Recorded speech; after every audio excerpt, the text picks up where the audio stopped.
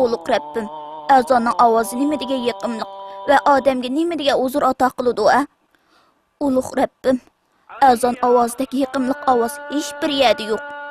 Azan ovozini anglash odamga ajoyib huzur beradi.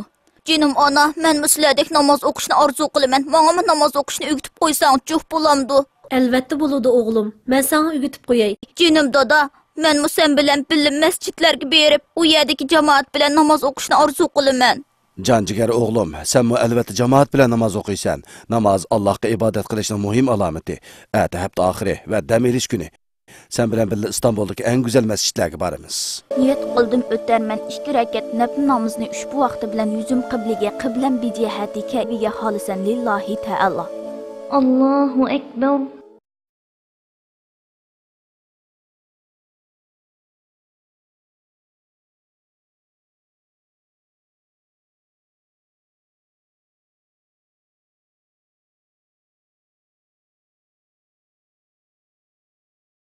Assalomu alaykum va rahmatulloh.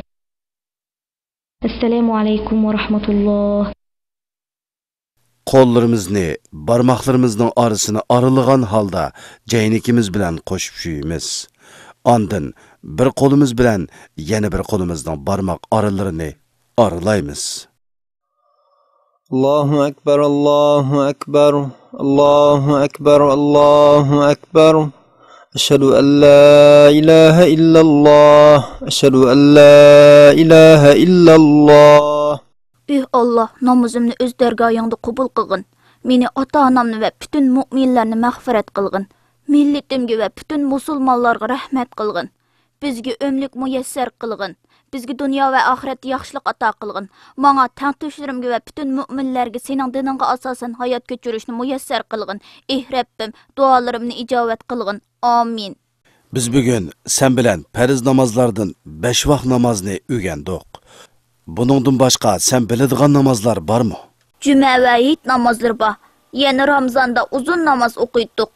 Lekin uning ismini unutib qoptiman.